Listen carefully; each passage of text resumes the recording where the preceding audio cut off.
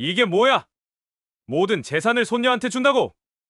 강도철이 상복 소매를 걷어붙이며 유언장을 공중에 흔들어댑니다.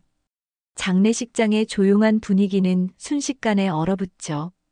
조문객들이 고개를 돌려 웅성거리기 시작하고 도철의 아내 정자는 눈을 부릅뜨며 손녀 지은을 노려봅니다. 고아 주제, 너 따위가 무슨 자격이 있어? 정자의 날카로운 목소리가 장례식장을 가릅니다. 지은은 할머니 영정 앞에서 한 걸음 뒤로 물러서며 떨리는 손으로 치마 자락을 꽉 움켜쥡니다. 숨이 막혀왔습니다. 어머니가 정신이 나갔나? 평생 모아둔 돈을 저런 애한테? 도철이 유언장을 바닥에 내동댕이 치며 발로 짓밟습니다. 종이 조각들이 바닥에 흩어지는 소리가 장례식장 전체에 메아리 칩니다. 조문객들은 서로 눈치를 보며 수군거리기 시작해요. 재산이라니. 대체 얼마나 되는 거야? 억 단위는 되겠지. 그래서 저렇게 난리구나. 지은은 다리가 후들거려 영정 옆 의자에 주저앉습니다. 할머니 부님의 자애로운 미소가 담긴 사진이 그녀를 내려다보고 있어요. 눈물이 볼을 타고 흘러내리죠. 바로 그때 도철이 찢어진 유언장 한 조각을 집어들며 소리칩니다. 잠깐, 여기 뭐라고 써 있는 거야? 로또. 정자가 달려와서 그 조각을 빼앗아 봅니다. 눈을 크게 뜨더니 비명을 지르죠. 로또 당첨금이라고 써 있어. 이게 진짜라고. 장례식장이 순식간에 술렁입니다. 조문객들이 웅성거리며 앞으로 몰려들어요. 누군가 큰 소리로 말합니다. 어르신이 로또에 당첨됐다고? 그럼 얼마나 되는 거야? 10억? 20억? 아니다, 더 클 수도 있어.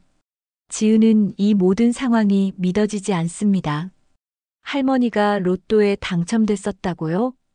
도철이 나머지 조각들을 필사적으로 주워 맞춰보려 합니다. 손이 덜덜 떨리고 있어요. 여기 당첨번호가 써 있어. 진짜야, 진짜라고. 정자는 이미 휴대폰을 꺼내 로또 당첨번호를 검색하고 있습니다. 몇 초 후 그녀의 얼굴이 새하얗게 변하죠. 맞아. 맞다고. 1등 당첨금이 37억이야. 37억이라는 숫자가 장례식장에 떨어지자 조문객들이 일순간 조용해집니다. 그리고 곧바로 터져나오는 웅성거림에 금세 소란해졌습니다.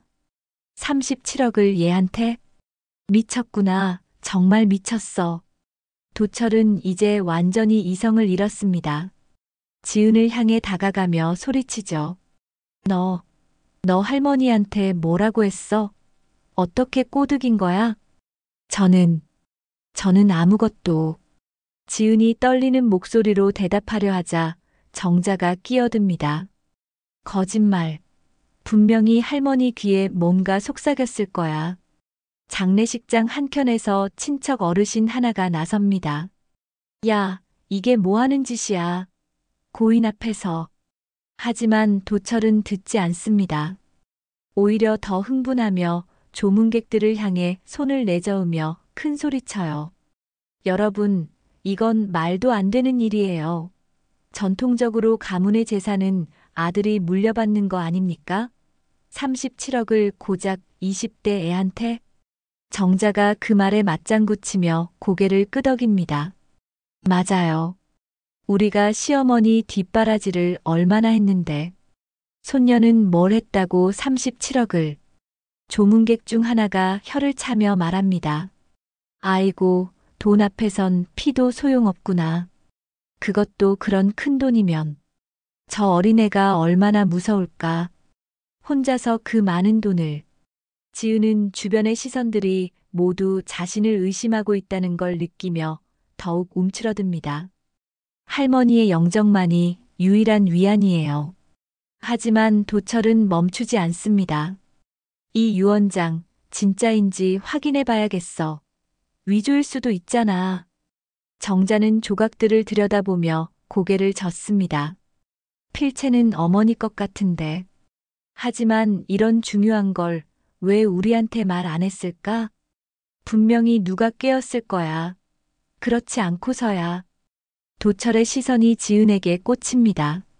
지은은 그 차가운 눈빛을 받으며 온몸이 얼어붙는 걸 느껴요.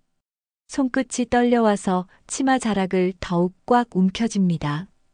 갑자기 정자가 소리칩니다. 은행에 가서 확인해보자. 정말 당첨금을 찾았는지. 도철이 고개를 끄덕이며 휴대폰을 꺼냅니다. 맞아. 지금 당장 변호사한테도 연락하고. 장례식장의 분위기는 완전히 바뀝니다. 애도와 추모 대신 욕망과 분노, 그리고 의심만이 공기를 가득 채우죠. 일부 조문객들은 어색해하며 슬그머니 자리를 뜨기 시작하고 나머지는 호기심 어린 눈으로 상황을 지켜봅니다. 지은은 이 모든 상황 속에서 할머니 영정을 바라봅니다. 부님의 따뜻한 미소가 여전히 그곳에 있어요. 할머니, 정말 그런 유언을 남기셨나요? 왜 저에게는 아무 말씀도 안 하셨을까요? 마음속으로 묻지만 대답은 없습니다. 다만 장례식장은 점점 더 아수라장이 되어가고 지은은 그 한가운데서 혼자 떨고 있을 뿐이죠. 37억을 혼자 다 가져간다고? 도철이 조문객들을 향해 팔을 휘저으며 소리칩니다. 정자는 이미 휴대폰으로 은행에 전화를 걸고 있어요. 여보세요? 거기 우리 시어머니 강부님 씨 계좌 있죠? 최근에 큰돈 입금된 거 있나요?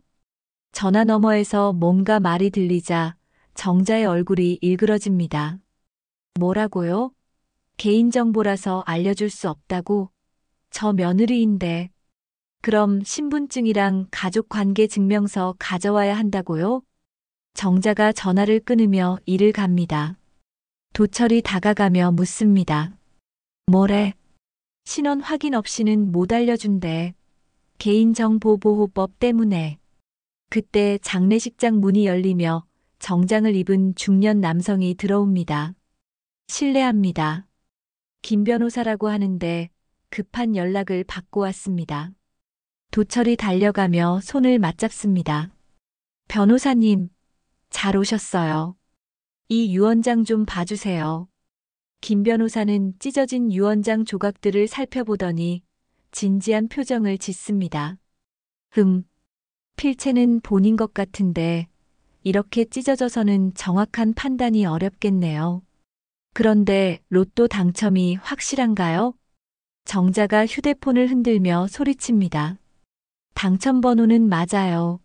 1등 당첨금이 37억. 김 변호사가 놀란 표정을 짓습니다. 37억이라. 그 정도면 반드시 공증을 받았을 겁니다. 장례식장이 다시 술렁입니다. 하지만 조문객 중 한 명이 끼어듭니다. 그런데 말이야. 부님 어르신이 며칠 전에 나한테 그러더라고. 큰 복이 왔다면서 웃으시던데. 모든 시선이 그 조문객에게 쏠립니다. 어떤 복이라고 하셨는데요? 도철이 다급히 묻자 그 조문객이 고개를 갸웃합니다. 정확히는 기억 안 나는데 뭔가 큰돈 이야기를 하시더라고. 그때는 농담인 줄 알았지. 정자가 번개같이 달려가며 묻습니다. 정말요? 언제 그러셨어요? 한 달 전쯤? 그때 부님 어르신이 혼자 웃으시면서 이제 우리 지은이 공부 맘껏 시킬 수 있겠다고. 지은의 가슴이 뛰기 시작합니다. 할머니가 정말 자신을 위해서. 하지만 도철은 다른 해석을 합니다. 빠라고. 그때부터 이미 계획하고 있었던 거야. 저 애가 할머니한테 뭔가 불어넣은 거라고. 또 다른 조문객이 끼어듭니다. 아, 맞다. 나도 그때 봤어. 부님 어르신이랑 지은이가 함께 서울 가는 버스 타시는 거. 지은이 고개를 끄덕입니다. 할머니를 병원에 모셔다 드렸어요. 정자가 버럭 소리칩니다. 병원? 병원이 아니라 로또 본사였구나. 지은이 차분하게 대답합니다. 할머니를 병원에 모셔다 드리고 저는 학교에 급한 일이 있어서 잠깐 다녀왔어요. 그리고 오후에 병원 수납 대기실에서 만나서 함께 집에 왔고요. 김 변호사가 관심을 보이며 묻습니다. 그럼 할머니께서 혼자 계신 시간이 있었다는 말씀이군요? 네, 몇 시간 정도. 도철이 의심스러운 눈으로 지은을 바라봅니다. 그럼 할머니가 그 시간에 다른 곳도 들르셨을 수 있잖아. 그건 저는 몰랐어요. 할머니께서 따로 말씀 안 하셨거든요. 정자가 끼어들며 지은을 몰아붙입니다. 거짓말. 분명히 뭔가 알고 있었을 거야. 조문객들이 웅성거립니다. 그럼 진짜 둘이 같이 갔구나. 할머니 혼자 계신 시간에 뭔가 하셨을 수도. 김 변호사가 고개를 끄덕입니다. 서울에 가셨다면 로또 본사와 공증사무소를 모두 들르셨을 가능성이 높습니다. 도철의 얼굴이 하얗게 변합니다. 공증? 그럼 진짜란 말이에요? 고액 유산의 경우 법적 분쟁을 피하기 위해 대부분 공증을 받거든요. 또 다른 조문객이 말합니다. 그런데 그날 오후에 돌아오시는 걸 봤는데 부님 어르신 표정이 아주 좋으셨어. 뭔가 좋은 일 있었다는 듯이. 정자의 눈이 번뜩입니다. 봐, 그때 당첨금 받은 거야. 그리고 유언장도 그때 쓴 거고. 김 변호사가 위로하듯 도철에게 말합니다. 하지만 유류분 제도가 있습니다. 법정 상속인의 최소한의 권리는 보장되죠. 아들의 경우 전체 재산의 4분의 1 정도. 그러니까 약 9억 정도는. 9억. 정자의 눈이 다시 번뜩입니다. 도철도 급히 계산해 봅니다. 9억이면 그래도 엄청난 돈이네. 하지만 지은은 이 모든 대화를 들으며 마음이 아팠습니다. 할머니의 뜻이 숫자로만 계산되고 있었거든요. 김 변호사가 지은을 바라보며 말합니다. 혹시 고인께서 다른 말씀을 하신 적 있나요? 유언과 관련해서. 지은이 입을 열려는 순간 정자가 끼어듭니다. 저의 말은 믿으면 안 돼요. 분명히 할머니를 깨어낸 거라고. 그런 식으로 말씀하시면 곤란합니다. 김 변호사가 정자를 제지하려 하지만 도철이 더 흥분합니다. 변호사님도 모르시는 거예요. 한 달 동안 계획적으로 준비한 거라고. 갑자기 조문객 중 한 명이 큰 소리로 말합니다. 야, 이게 뭐 하는 짓이야. 고인 앞에서 돈 계산만 하고. 하지만 이미 늦었습니다. 정자가 갑자기 지은의 가방을 가리키며 소리칩니다. 잠깐, 저 가방 안에 뭔가 더 있는 거 아니야? 다른 서류 같은 거. 지은이 가방을 끌어안으며 고개를 젓습니다. 아무것도 없어요. 보여줘. 지금 당장. 도철이 달려들려 하자 김 변호사와 몇몇 조문객들이 말립니다.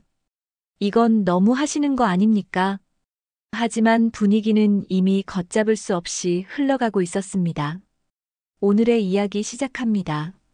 구독과 좋아요는 무료이니 꼭 눌러주시고 끝까지 함께 해주세요. 지은이 떨리는 손으로 좀 전에 난리로 흐트러진 할머니 영정 주변을 정리하려 하자 정자가 달려와 막습니다. 가만히 있어. 혹시 또 다른 서류 숨겨놓은 거 아니야? 도철도 영정 뒤쪽을 뒤지기 시작합니다. 조문객들이 불편해하며 혀를 차지만 이미 두 사람은 아무것도 보이지 않는 상태예요. 여기 뭔가 있어. 지은이 향탁 밑에서 작은 노란 봉투를 발견합니다. 봉투 겉면에는 부님의 친필로 지은에게라고 적혀 있어요. 정자가 번개같이 달려와 봉투를 낚아채려 합니다. 그것도 위조야. 필체가 이상해. 하지만 지은이 재빨리 봉투를 품에 안고 뒤로 물러서죠. 김 변호사가 중재에 나섭니다. 일단 차근차근 확인해 보시죠. 성급하게 판단하면. 그때 지은이 봉투를 열어봅니다. 안에는 은행 수령증 사본과 작은 메모지가 들어있어요. 내가 쓸 수 없는 돈, 내가 써야 한다. 짧은 메모를 읽는 순간 지은의 눈에서 눈물이 흐릅니다.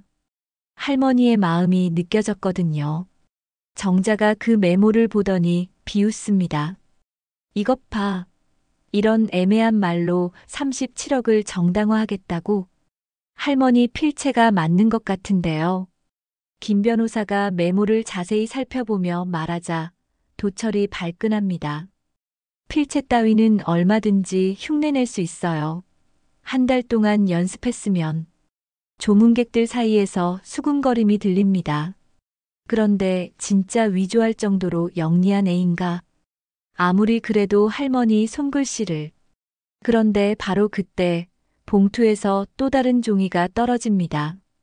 접혀있던 수령증 사본이었어요. 이게 뭐야? 조문객들이 몰려들어 수령증을 들여다봅니다. 거기에는 선명히 적혀 있어요. 로또 당첨금 수령 확인서 마이너스 금액 37억 4천만 원 마이너스 수령인 강부님. 장례식장이 다시 술렁입니다. 정말 할머니가 당첨금을 수령했다는 증거였거든요. 정자가 수령증을 보며 소리칩니다. 그럼 정말 서울에서 당첨금 받은 거네. 김 변호사가 수령증을 살펴보며 말합니다. 이 서류가 진짜라면 유언의 진정성을 증명하는 거죠. 도철의 얼굴이 하얗게 변합니다. 그럼 정말 다 잃는 건가요? 유류분은 여전히 남아 있습니다. 약 9억 정도. 김 변호사의 말에 정자가 다시 희망을 품습니다. 9억이면 그래도 큰 돈이네. 하지만 도철은 여전히 의심스러운 눈으로 지은을 바라봅니다. 그런데 정말 그날 할머니가 혼자 모든 걸 하셨을까? 김 변호사가 지은에게 묻습니다. 그날 할머니와 헤어진 후에 다시 만날 때까지 몇 시간 정도였나요? 4시간 정도요. 할머니 검사 시간이 길다고 하셔서. 그럼 충분히 다른 곳도 들를 수 있었겠네요. 그런데 그때 장례식장 직원이 조용히 다가와 귓속말합니다.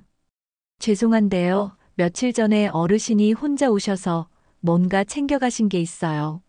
모든 사람의 시선이 직원에게 쏠립니다. 뭘 챙겨가셨는데요? 김 변호사가 묻자 직원이 당황하며 대답합니다. 정확히는 모르겠는데 서류 같은 걸 카운터에 맡겨두셨다가 가져가셨어요. 지은의 가슴이 뛰기 시작합니다. 할머니가 또 뭔가 준비해 두신 게 있다는 뜻일까요? 정자가 직원을 다그칩니다. 언제요? 정확히 언제? 사흘 전. 그러니까 돌아가시기 바로 전날이었어요. 도철과 정자가 서로 눈을 마주칩니다. 뭔가 불길한 예감이 들기 시작해요. 김 변호사가 신중하게 묻습니다. 혹시 그 서류가 어떤 건지 짐작되시나요? 봉투였는데 꽤 두툼했어요. 중요한 것 같아서 금고에 보관해뒀다가 조문객 중 한 명이 중얼거립니다. 부님 어르신이 마지막까지 뭔가 준비하고 계셨구나. 지은이 벌떡 일어납니다. 그럼 아직 여기 있다는 말이에요? 네, 아마도. 직원이 말을 마치기도 전에 정자가 소리칩니다. 지금 당장 가져와요. 빨리. 도철도 초조하게 발을 동동 굽니다. 혹시 또 다른 유언장인가? 아니면 우리 몫을 더 줄이는 내용인가? 직원이 서둘러 카운터로 향하는 동안 장례식장의 긴장감이 최고조에 달합니다. 도철은 초조하게 손톱을 물어뜯고 지은은 가슴이 터질 것 같아요. 몇 분 후 직원이 두툼한 갈색 봉투를 들고 돌아옵니다. 이게 맞는 것 같은데요. 지은에게라고 써 있네요. 봉투를 보는 순간 모든 사람들이 숨을 멈춥니다. 부님의 친필로 또렷하게 적힌 이름. 정자가 달려가 봉투를 가로채려 하지만 김 변호사가 막습니다. 법적으로는 수신인이 열어봐야 합니다. 지은이 떨리는 손으로 봉투를 받습니다. 생각보다 무거워요. 안에 뭐가 들어있는 걸까요? 빨리 열어봐. 도철이 재촉하자 지은이 조심스럽게 봉투를 뜯습니다. 안에서 나온 건 또 다른 유언장이었습니다. 하지만 이번엔 공증 도장이 선명하게 찍혀 있어요. 공증 유언장. 김 변호사가 놀라며 받아봅니다. 그리고 첫 줄을 읽는 순간 그의 얼굴이 굳어져요. 이게 뭐죠? 뭐라고 써 있는데요? 정자가 다급히 묻자 김 변호사가 떨리는 목소리로 읽습니다. 아들 강도철은 지난 3년간 모친의 생활비를 횡령했으므로 상속권을 박탈한다. 순간 장례식장이 조용해집니다. 도철의 얼굴이 새하얗게 변하죠. 뭐라고요? 계속 읽어보겠습니다. 통장에서 무단으로 인출한 금액 총 5천만 원에 대한 증거는 별첨한다. 이에 따라 법정 상속분 및 유류분 모두 박탈하며. 도철이 주저앉습니다. 아니야. 그건 급한 일이 있어서. 정자도 얼굴이 하얗게 변했어요. 시어머니가 허락하셨는데 나중에 갚으려고. 하지만 김 변호사는 계속 읽어나갑니다. 모든 재산은 손녀 강지은에게 물려주며 이는 돌아가신 딸 영숙의 희생에 대한 보답이다. 지은은 이 모든 상황이 믿기지 않습니다. 할머니가 모든 걸 알고 계셨다는 거예요? 그런데 봉투 안에는 더 놀라운 게 있었습니다. 은행 거래 내역서와 함께 도철이 몰래 인출한 기록들이 낱낱이 정리되어 있었어요. 조문객들이 웅성거립니다. 정말 아들이 어머니 돈을 훔쳤구나. 그럼 상속권 박탈이 당연하지.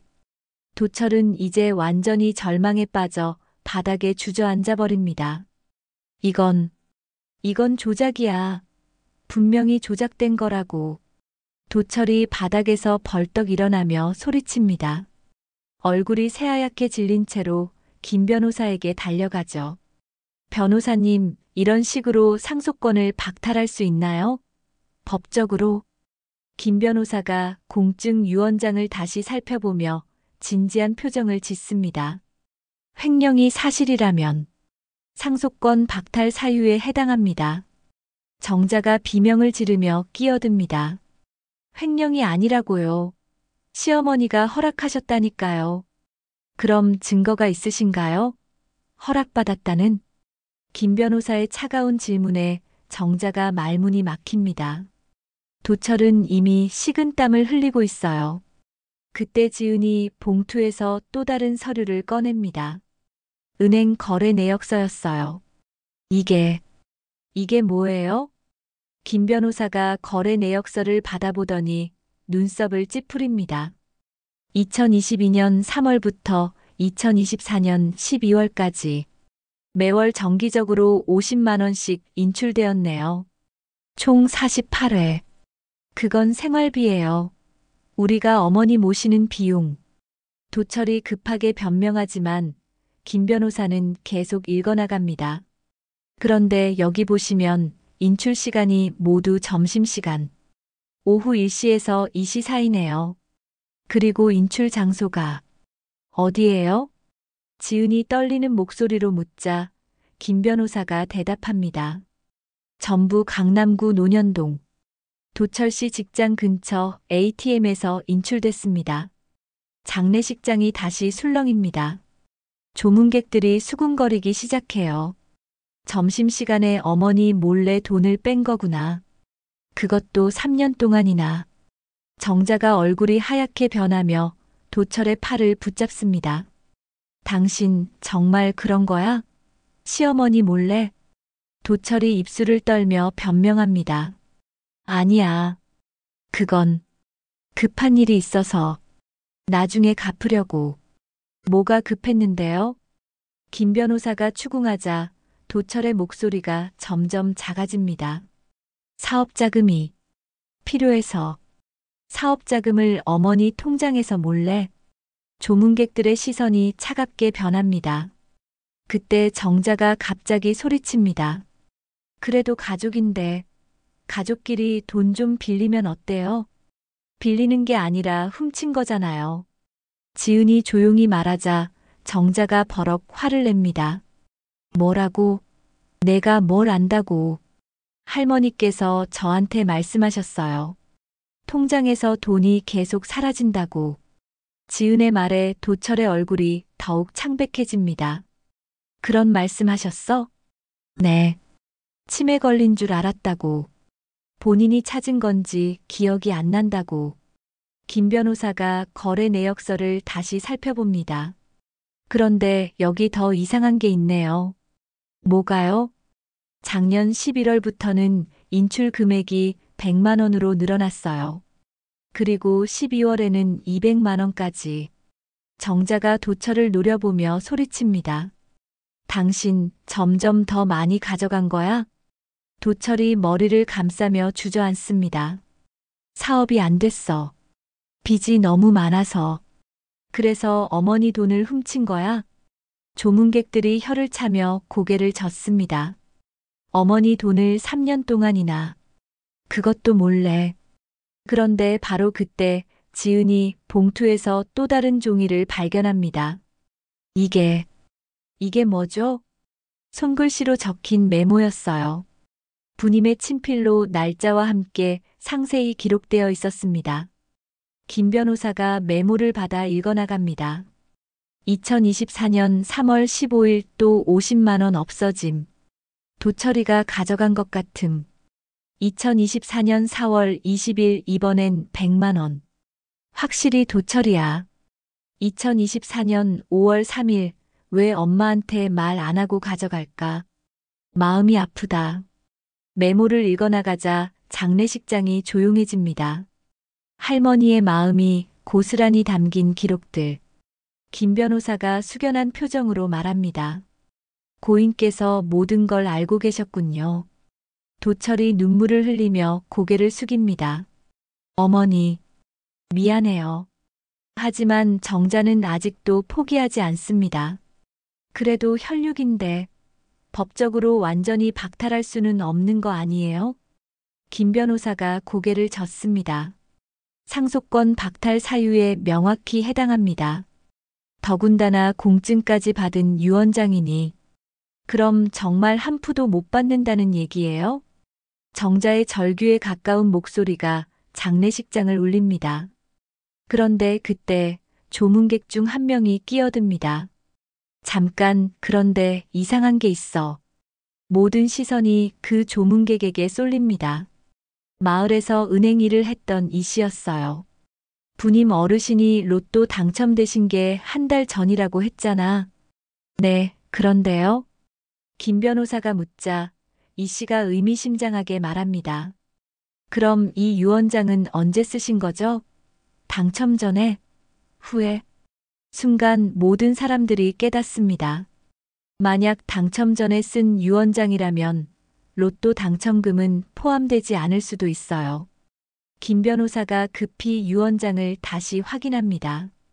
작성일자가 2024년 12월 20일.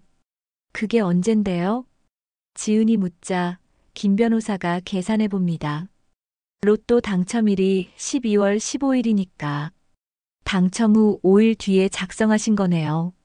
정자가 다시 절망합니다. 그럼 당첨금도 포함된 유언장이구나. 하지만 도철은 여전히 절망적인 표정입니다. 그래도 횡령 때문에 상속권 박탈이면. 그런데 바로 그때 지은이 봉투 맨 밑에서 마지막 편지를 발견합니다. 봉투와는 다른 하얀 편지지에 정성스럽게 쓰인 글씨. 할머니 편지가 더 있어요. 지은이 떨리는 손으로 편지를 펼치자 부님의 마지막 메시지가 드러납니다. 지은아, 할미가 마지막으로 하고 싶은 말이 있다. 편지를 읽기 시작하는 지은의 눈에서 눈물이 흐르기 시작합니다. 그 내용을 들은 모든 사람들이 숨을 죽이고 기다리죠. 도철아, 너도 내 아들이다.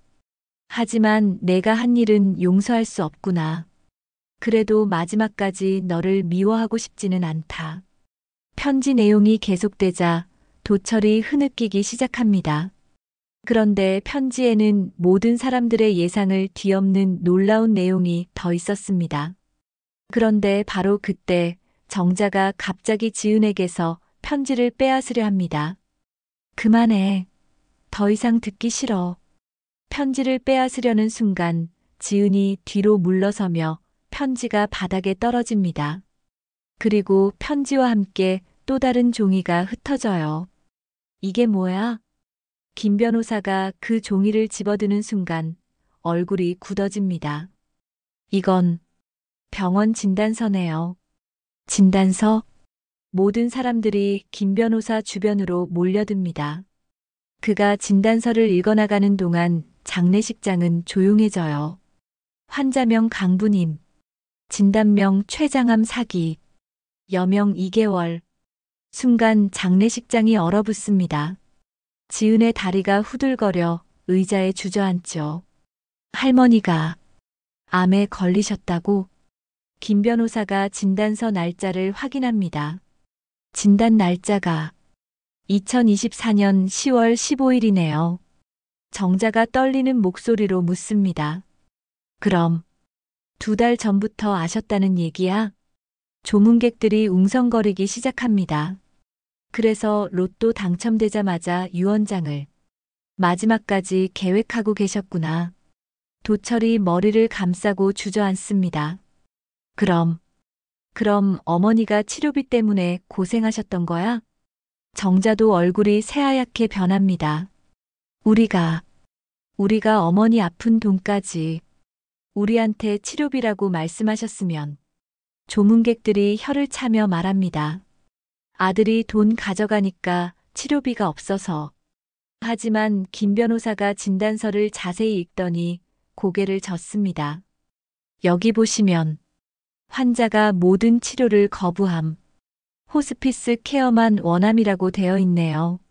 지은이 충격에 빠져 중얼거립니다. 할머니가 치료를 포기하셨다고? 그럼 왜? 돈이 있었는데 왜 치료를 안 받으신 거야? 정자가 이해할 수 없다는 표정으로 묻자 지은이 편지를 다시 집어듭니다. 편지에 더 써 있어요. 떨리는 손으로 편지를 펼치며 읽어나갑니다. 지은아, 할미는 이미 충분히 살았다. 그리고 가망도 없는데 마지막을 병원에서 보내고 싶지 않았어. 지은이 너와 시간을 더 보내고 싶었어. 지은아, 너는 아직 젊고 꿈이 많잖니. 눈물이 뚝뚝 떨어지는 지은의 목소리가 장례식장에 울려 퍼집니다. 할미가 아파도 너한테 말 안 한 거는 내가 공부 포기하고 병간호만 할까 봐서였어. 너는 이제 자유롭게 내 길을 가거라. 조문객들이 눈물을 훔치며 고개를 끄덕입니다. 하지만 편지는 더 충격적인 내용을 담고 있었어요. 하지만 지은아, 할미가 걱정되는 게 하나 있다. 도철이와 정자가 너를 가만 놔두지 않을 것 같아서. 지은의 목소리가 떨리기 시작합니다. 만약 내가 죽은 후에 너를 괴롭히거나 해치려 한다면 이 편지를 경찰에 가져가거라. 내가 남긴 증거들과 함께. 도철과 정자의 얼굴이 하얗게 변합니다. 뭐라고? 김 변호사가 편지를 받아 계속 읽습니다. 도철이가 내 돈을 훔친 것도 문제지만 더 큰 문제는 지은이를 위협할 가능성이 있다는 거야. 그런데 바로 그때 정자가 갑자기 미친 듯이 소리칩니다. 아니야. 우리는 그런 사람들이 아니라고. 그럼 왜 어머니가 그런 걱정을 하셨을까요? 김 변호사의 차가운 질문에 정자가 말문이 막힙니다. 지은이 편지를 계속 읽어나갑니다. 그리고 지은아, 내가 모르는 사실이 하나 더 있어. 내 엄마 영숙이가 죽기 전에 나한테 부탁한 게 있었어. 모든 사람들이 숨을 죽이고 기다립니다. 영숙이가 마지막에 말했어. 엄마, 지은이만은 꼭 대학 보내주세요. 제가 못다한 공부를 지은이가 해야 해요라고. 지은이 오열하기 시작합니다. 돌아가신 엄마의 마지막 부탁이었다니. 그런데 지은아, 할미가 무서운 건 도철이와 정자가 너를 어떻게 할지 몰라서야. 그래서 할미가 비밀리에 준비해둔 게 있어. 김 변호사가 편지를 읽는 목소리가 떨립니다. 만약 내가 죽은 후에 도철이나 정자가 너를 위협하거나 해치려 한다면 장례식장 금고에 맡겨둔 것을 찾아라. 거기에는 너를 보호할 수 있는 모든 증거가. 그 순간 정자가 비명을 지르며 달려듭니다. 안 돼. 그런 건 없어. 정자가 편지를 빼앗으려 하자 지은과 몸싸움이 벌어집니다. 편지가 찢어질 위기에 처하죠. 놓아요. 이건 할머니가 저한테 쓴 편지라고. 그런 거짓말 그만해. 몸싸움 중에 향로가 넘어지며 깨지는 소리가 납니다. 조문객들이 비명을 지르며 뒤로 물러서요. 그런데 바로 그때 도철이 갑자기 지은의 목을 움켜쥡니다. 야, 너 그거 어디 숨겨뒀어? 말해. 저도 몰라요. 지은이 숨을 못 쉬며 힘들어하자 조문객들이 도철을 말리려 합니다.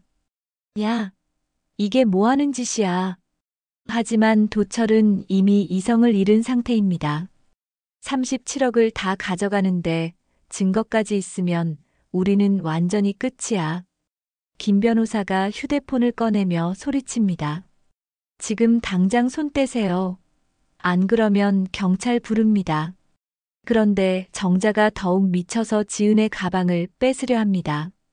너 뭔가 숨기고 있는 거지? 어디 있어? 정말 몰라요. 할머니가 어디 맡겨두셨는지. 지은이 울면서 대답하지만 두 사람은 듣지 않습니다. 갑자기 정자가 소리칩니다. 그럼 장례식장 직원한테 물어보자. 뭔가 맡긴 거 있는지. 모든 사람들의 시선이 장례식장 직원에게 쏠립니다. 직원은 당황하며 대답합니다. 그런 건 확인해봐야. 지금 당장. 도철이 협박하듯 소리치자 직원이 무서워하며 사무실로 뛰어갑니다. 그런데 그때 조문객 중 한 명이 휴대폰으로 무언가를 촬영하고 있다는 걸 정자가 발견합니다. 야, 왜 찍어? 당장 지워. 정자가 그 조문객에게 달려가려 하자 다른 조문객들도 하나둘씩 휴대폰을 꺼내기 시작합니다. 이건 기록해둬야 해. 나중에 증거가 될 수도 있어. 도철이 이를 보고 더욱 흥분합니다. 다 지우라고. 우리 망신시키려고. 하지만 이미 늦었습니다. 여러 명이 동시에 촬영하고 있었거든요. 김 변호사가 상황을 정리하려 합니다. 일단 모두 진정하시고 차근차근. 그런데 바로 그때 장례식장 직원이 사무실에서 뛰어 돌아옵니다. 손에는 작은 USB와 봉투를 들고 있었어요. 있어요. 정말 있어요. 순간 장례식장이 조용해집니다. 언제 맡기셨어요? 김 변호사가 묻자 직원이 떨리는 목소리로 대답합니다. 이틀 전. 돌아가시기 하루 전에. 지은이가 위험에 처하면 이걸 주라고 하셨어요. 정자가 USB를 보며 얼굴이 하얗게 변합니다. 그 안에 뭐가 들어있는지 모르잖아. 하지만 도철은 이미 절망에 빠져 있었습니다. 끝났어. 정말 끝났어. 지은이 떨리는 손으로 USB와 봉투를 받습니다. 할머니가 마지막까지 무엇을 준비하셨을까요? 장례식장은 이제 완전한 아수라장이 되었습니다. 그리고 모든 진실을 담은 USB가 마침내 세상에 드러났습니다. 할머니가 마지막에 뭘 준비하셨을까? 지은이 떨리는 손으로 USB를 바라보는 순간 도철이 갑자기 달려들어 뺏으려 합니다. 그거 줘. 우리가 먼저 확인해야 해. 안 돼요. 지은이 USB를 꽉 움켜쥐며 뒤로 물러서자 정자도 함께 달려듭니다. 혼란 속에서 USB가 바닥으로 떨어져요. 모든 사람들이 USB를 향해 손을 뻗는 순간 김 변호사가 재빨리 주워듭니다. 일단 제가 보관하겠습니다. 이런 중요한 증거는 신중하게 다뤄야 합니다. 변호사님, 도철이 항의하지만 김 변호사는 흔들리지 않습니다. 법적 증거를 먼저 확인해 봐야 합니다. 장례식장 직원이 사무실로 안내하자 모든 사람들이 몰려갑니다. 작은 공간에 10여 명이 몰리니 숨이 막힐 지경이에요. 김 변호사가 USB를 컴퓨터에 꽂는 순간 도철과 정자가 식은땀을 흘립니다. 파일이 여러 개 있네요. 화면에 나타난 파일들을 보며 김 변호사가 말합니다. 첫 번째 파일을 클릭하자 부님의 목소리가 들려옵니다. 지은아, 할미다. 모든 사람들이 숨을 죽이고 들어요. 공증 받으러 갔다가 직원한테 부탁해서 이 조그만 기계에 옮겼어. 할미가 니들 말하는 거 핸드폰에 다 녹음해뒀거든. 지은이 눈물을 흘리며 화면을 바라봅니다. 도철이랑 정자가 우리 집에 와서 하는 말들. 처음엔 그냥 기념으로 녹음했는데 나중에 들어보니 무서운 얘기들이 많더라고. 정자의 얼굴이 하얗게 변합니다. 그래서 공증사무소 직원이 이런 건 증거로 남겨두시는 게 좋겠어요 라고 해서. 지은아, 할미가 죽으면 이걸 꼭 들어봐라. 두 번째 파일을 열자 도철과 정자의 대화가 나옵니다. 어머니 돌아가시면 집하고 밭을 다 팔자. 어차피 우리 거 아니야? 순간 장례식장이 조용해집니다. 정자의 목소리가 계속 나와요. 지은이는 어떻게 할래? 우리 동네 노총각한테 시집 보내든지 아니면 맨몸으로 쫓아내든지. 조문객들이 경악하며 정자를 바라봅니다. 지은이 충격에 빠져 의자에 주저앉아요. 맨몸으로? 그럼 갈 데가 없잖아. 그게 우리 상관이야? 남남인데. 지나가는 말로. 교통사고라도 우연히 나면 더 깔끔하고. 김 변호사가 놀란 표정으로 화면을 바라봅니다. 이건 완전히 살인 계획이었어요. 그건 너무 위험한 얘기 아니야? 위험하긴 뭐가 위험해. 요즘 사고가 얼마나 많은데. 자연스럽게. 조문객들이 두 사람을 노려보기 시작합니다. 도철이 변명하려 하지만 이미 늦었어요. 그건 그냥 하는 소리였어요. 세 번째 파일을 열자 더 구체적인 계획이 나옵니다. 집 팔면 얼마나 될까? 시세로 봐서 한 5천만 원 정도. 밭까지 하면 8천만 원은 되겠어. 그 돈으로 우리 빚부터 갚자. 지은이 몫은 없어. 당연하지. 우리가 어머니 뒷바라지 했는데. 지은이 떨리는 목소리로 소리칩니다. 제가 할머니 돌봤는데요. 정자가 당황하며 변명합니다. 그건 내 의무였고. 거짓말. 네 번째 파일에는 정자의 전화통화가 나옵니다. 지은이라는 애 있잖아. 곧 시집 보낼 건데 관심 있어? 나이가 어떻게 돼? 23. 대학생인데 순하고 말 잘 들어. 조건은? 혼수도 지참금도 없어도 돼. 그냥 데려가기만 하면. 우리가 오히려 고마워할 거야. 그럼 좋지. 언제 만나볼까? 지은이 온몸이 떨리며 소리칩니다. 저를 팔려고 하셨다고요? 정자가 목소리를 높입니다.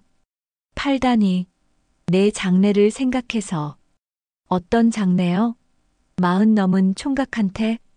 다섯 번째 파일에는 가장 무서운 내용이 담겨 있었습니다.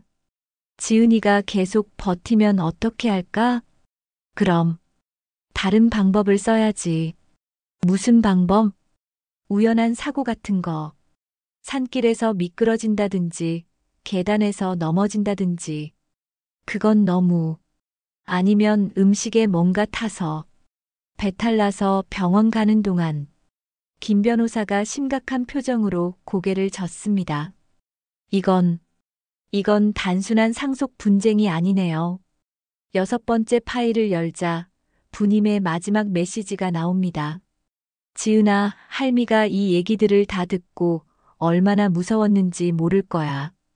부님의 목소리가 떨립니다. 특히 너를 해치려 한다는 얘기를 들었을 때. 할미는 정말 잠도 못 잤어. 그래서 할미가 결심했어. 하늘이 큰 복을 주셨으니 그 돈으로 너를 지켜야겠다고. 지은이 오열하며 화면을 바라봅니다.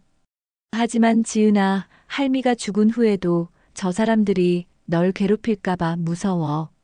그래서 이 증거들을 다 남겨뒀어. 만약 위험한 일이 생기면 이걸 경찰에 가져가거라. 그리고 절대 혼자 있지 마라. 마지막 파일에는 더욱 충격적인 내용이 있었습니다. 지은이 기운이 없다고 병원에 데려간다면서. 그때 주사 한 대면. 미쳤어? 그런 건 안 돼. 그럼 다른 방법. 지은이가 스스로 포기하게 만들거나. 어떻게? 협박하면 돼. 너 혼자 우기면 우리가 가만 안 둔다고.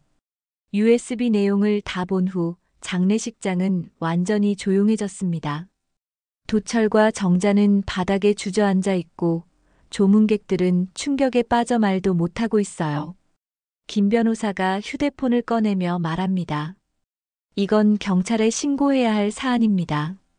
변호사님, 잠깐만요. 도철이 애원하지만 김 변호사는 이미 전화를 걸고 있었습니다. 그런데 바로 그때 정자가 갑자기 지은에게 달려듭니다. 다 내가 조작한 거야. 할머니가 그런 말씀하실 리 없어. 안 돼요. 지은이 피하려 하지만 정자의 손톱이 지은의 얼굴을 핥힙니다. 피가 흐르기 시작해요. 조문객들이 비명을 지르며 둘을 말리려 하고 도철도 완전히 이성을 잃고 소리칩니다. 끝났어. 정말 끝났어. 이제 우리 완전히 망했어. 장례식장은 이제 완전한 지옥이 되어버렸습니다. 고인을 기리는 곳이 아니라 욕망과 분노가 폭발하는 전쟁터가 되었죠. 김 변호사가 전화로 소리칩니다. 네, 급합니다. 장례식장에서 폭행 사건이. 이제 정말로 모든 게 끝날 때가 왔습니다. 112 신고센터죠. 김 변호사의 전화 소리가 장례식장에 울려 퍼지는 순간 정자가 미친 듯이 소리칩니다. 안 돼. 전화 끊어. 정자가 김 변호사에게 달려들어 휴대폰을 빼앗으려 하자 도철도 함께 달려듭니다. 사무실은 순식간에 아수라장이 되어버려요. 놓으세요. 이건 법적 절차입니다. 김 변호사가 휴대폰을 들고 뒤로 물러서지만 도철이 그의 팔을 붙잡습니다. 변호사님, 저희 이야기도 들어보세요. 지금까지 충분히 들었습니다. 그런데 바로 그때 지은이 갑자기 벌떡 일어나며 소리칩니다. 그만해요. 이제 그만. 모든 사람들이 지은을 바라봅니다. 얼굴에는 정자가 핥은 상처에서 피가 흐르고 있지만 눈빛만은 단호해요. 할머니가 왜 이런 증거들을 남기셨는지 이제 알겠어요. 지은이 USB를 가리키며 말합니다. 할머니는 이미 모든 걸 예상하고 계셨던 거예요. 제가 위험에 처할 걸. 정자가 비명을 지르며 반박합니다. 아니야. 우리는 그런 사람들이 아니라고. 그럼 이 녹음들은 뭐예요? 지은의 차가운 목소리에 정자가 말문이 막힙니다.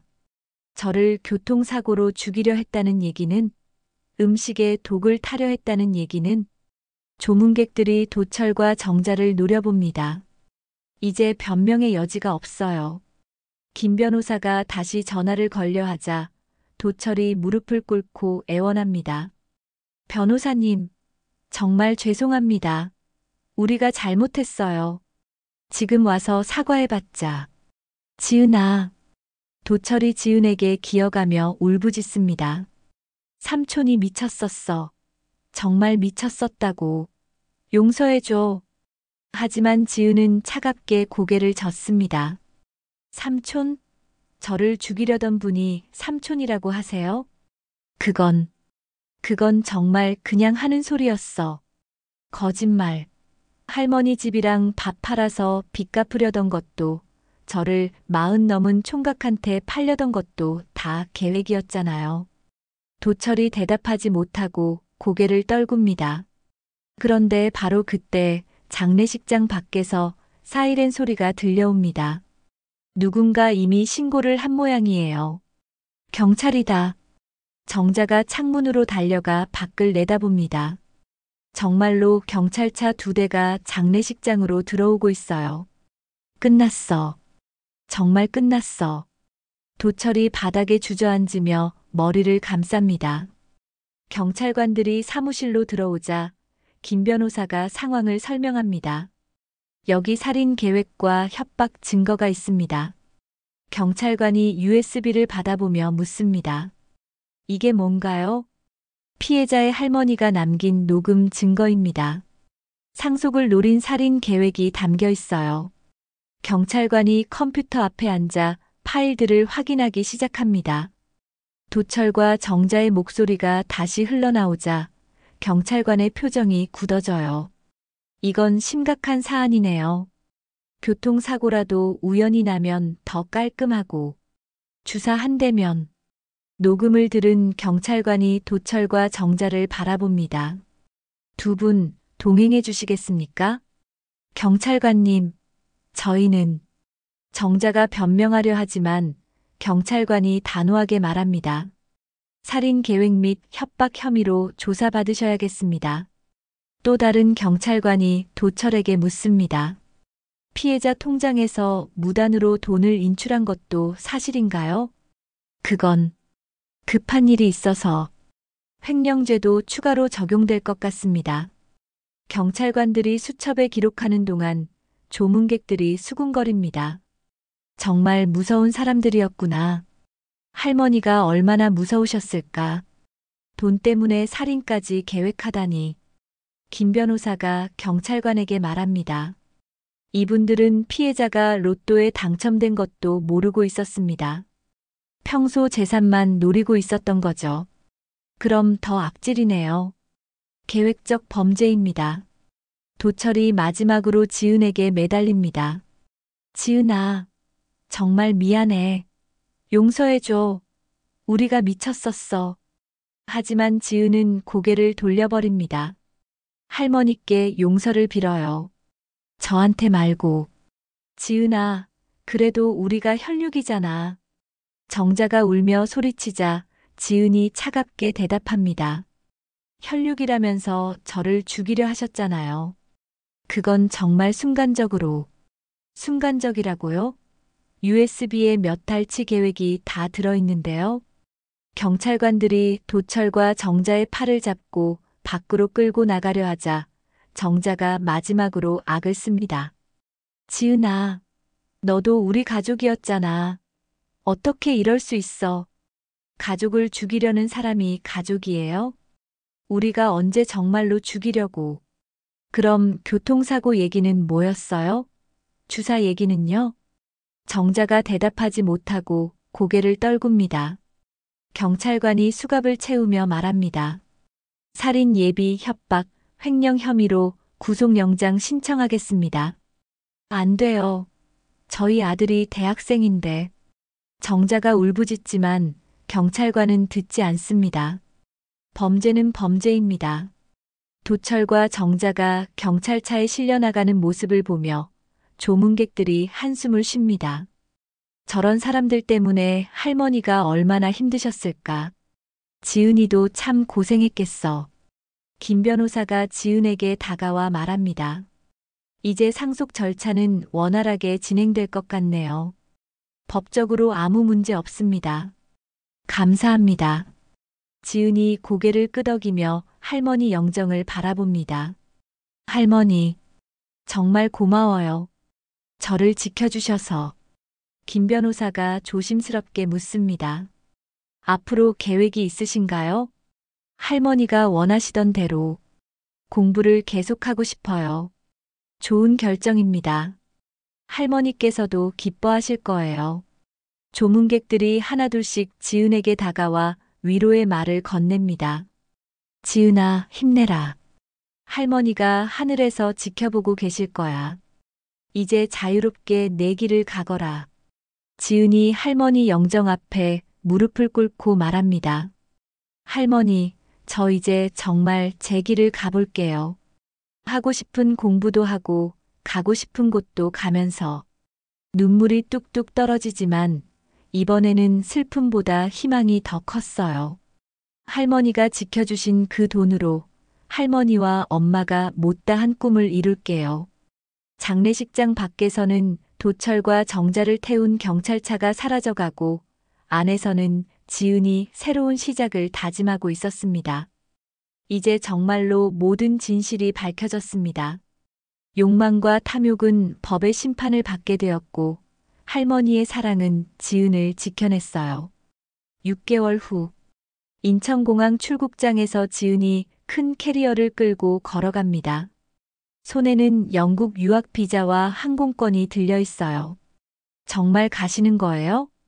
김 변호사가 배웅을 나와 물어봅니다. 네, 할머니가 원하셨던 일이니까요. 지은의 얼굴에는 6개월 전과는 완전히 다른 밝은 미소가 떠 있어요. 그동안 영어 공부도 하고 대학원 입학 준비도 마쳤습니다. 상속 절차는 모두 완료됐고 도철 씨와 정자 씨는 각각 징역 3년과 2년을 선고받았습니다. 그렇군요. 지은은 더 이상 그들에 대해 분노하지 않았어요. 오히려 불쌍하다는 생각이 들었습니다. 출국 수속을 마친 지은이 면세점을 지나가는데 문득 짜장면 냄새가 납니다. 공항 내 중국집에서 나는 냄새였어요. 할머니. 지은이 그 중국집 앞에 멈춰 섭니다. 서울에서 할머니와 함께 먹었던 마지막 짜장면이 생각났어요. 그날을 떠올려 봅니다. 서울 로또 본사에서 당첨금을 수령하고 돌아오던 길. 부님이 휠체어에 앉아 지은의 손을 꼭 잡으며 말했습니다. 우리 손녀 뭐 먹고 싶으냐? 오늘은 할미가 만난 거 사주고 싶다. 지은이 눈물에 젖어 대답했습니다. 할머니가 좋아하는 짜장면 먹으러 가요. 제가 사드릴게요. 둘은 작은 중국집에서 짜장면을 나눠 먹으며 웃었습니다. 부님은 젓가락을 멈추고 지은을 바라보며 말했어요. 내 새끼, 앞으로는 하고 싶은 공부 마음껏 해라. 오늘은 정말 배부르다. 그때 지은이 몰랐던 건 할머니가 이미 모든 걸 계획하고 계셨다는 거였어요. 지은이 중국집에 들어가 짜장면을 주문합니다. 할머니, 저 이제 정말 떠나요. 혼자 중얼거리며 짜장면을 먹는 지은의 눈에서 눈물이 흘러내립니다. 할머니가 저한테 주신 이 기회, 절대 헛되이 하지 않을게요. 비행기 창가 자리에 앉은 지은이 창밖을 바라봅니다. 한국 땅이 점점 멀어져 가고 있어요. 할머니, 지켜봐 주세요. 영국에서의 3년. 런던의 작은 기숙사에서 지은이 밤늦게 공부하고 있습니다. 책상 위에는 할머니 사진이 놓여 있어요. 할머니, 오늘도 하루 종일 공부했어요. 매일 밤 할머니께 하루 일과를 보고하는 게 지은의 습관이 되었습니다. 영어가 아직 어려워서 할머니가 계셨다면 힘내라고 해주셨을 텐데. 지은이 할머니 사진을 보며 한숨을 쉽니다. 외국에서의 생활은 생각보다 외롭고 힘들었어요. 어느 토요일 오후 지은이 런던 시내를 혼자 걸어가고 있었습니다. 그때 앞에서 웃음소리가 들려와요. 어머, 여기 정말 예쁘네. 사진 찍어줄까? 고마워요. 한국말이었습니다. 지은이 고개를 들어보니 한국인 관광객들이었어요. 특히 할머니들 5분이 서로 사진을 찍어주며 즐거워하고 계셨습니다. 60년 만에 처음 해외여행이야. 우리 나이에 이런 걸 해보다니. 정말 꿈만 같아. 할머니들이 손에 손을 잡고 웃으며 걸어가시는 모습을 보던 지은이 갑자기 멈춰 섭니다. 우리 할머니는 가슴이 먹먹해 옵니다. 할머니는 평생 동네 밖으로 나가본 적이 거의 없으셨어요. 여행은 꿈도 못 꾸셨고 늘 지은이만 생각하며 사셨죠. 할머니도 저런 여행 한번 해보고 싶으셨을 텐데. 지은이 그 자리에 주저앉아 눈물을 흘립니다. 관광을 즐기는 할머니들을 보니 더욱 그리웠어요. 할머니, 저 때문에 아무것도 못 해보시고. 그때 한 할머니가 지은을 발견하고 다가오십니다. 아가씨, 왜 울어요? 아, 죄송해요. 지은이 황급히 눈물을 닦으려 하자 할머니가 손수건을 건네주십니다. 한국 사람이지? 여기서 한국 사람 만나니 반갑네. 네. 유학생이에요. 혼자 있으니까 외롭지? 우리 손주도 외국에서 공부한다고 하는데 얼마나 고생이 클까 싶어서. 그 말을 들은 지은이 다시 눈물을 흘립니다. 우리 할머니는 여행 한번 못 해보시고 돌아가셨어요. 아이고, 그랬구나. 그럼 학생이 할머니 몫까지 세상 구경 많이 해야지. 할머니가 지은의 손을 꼭 잡으며 말씀하십니다. 할머니가 하늘에서 보고 계실 거야. 우리 손녀가 이렇게 멀리까지 와서 공부한다고. 지은이 고개를 끄덕이며 눈물을 닦습니다. 네. 할머니가 자랑스러워 하실 만한 사람이 될게요. 그날 밤 지은이 기숙사에 돌아와 할머니 사진 앞에 앉습니다. 할머니, 오늘 한국 할머니들을 만났어요. 할머니 사진을 바라보며 말합니다. 그분들이 그러시더라고요. 할머니 몫까지 세상 구경 많이 하라고. 지은이 가방에서 여행 가이드북을 꺼냅니다. 할머니, 저 공부 끝나면 유럽 여러 나라 가볼게요. 할머니가 못 보신 걸 제가 다 보고 와서 말씀드릴게요. 그날부터 지은의 공부에 대한 의지가 더욱 강해졌습니다. 할머니 몫까지 살아야 한다는 생각으로. 졸업식 날, 지은이 학사모를 쓰고 졸업장을 받습니다. 홀로 선 지은이지만 마음속에는 할머니가 함께 계신 것 같았어요. 졸업식이 끝난 후 지은이 조용한 공원에 앉아 할머니 사진을 꺼냅니다. 할머니, 해냈어요. 정말 해냈어요. 졸업장을 할머니 사진 옆에 놓고 말합니다. 이제 약속을 지킬 차례예요. 한국으로 돌아온 지은이 부임 장학재단을 설립합니다. 할머니 이름을 딴 재단이었어요. 재단 설립 인터뷰에서 지은이 말합니다. 이 재단은 어려운 환경에서도 공부하고 싶어하는 학생들을 돕기 위해 만들어졌습니다. 제 할머니처럼 자신의 꿈을 포기하고 손녀를 키워주신 모든 분들을 기리기 위해서입니다. 인터뷰가 끝난 후 지은이 할머니 무덤을 찾습니다. 할머니, 저 돌아왔어요. 무덤 앞에 꽃을 놓고 앉습니다. 할머니가 못 해보신 여행도 다 하고 왔어요.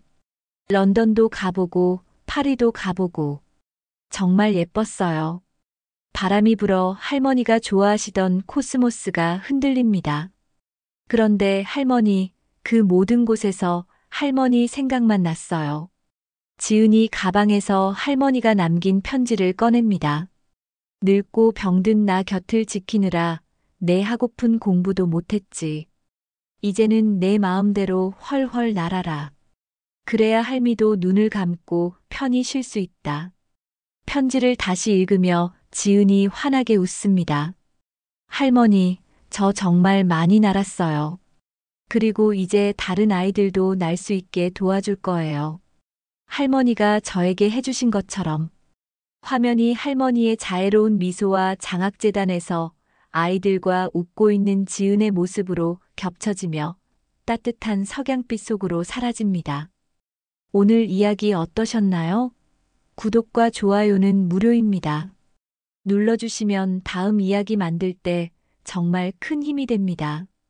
사랑합니다.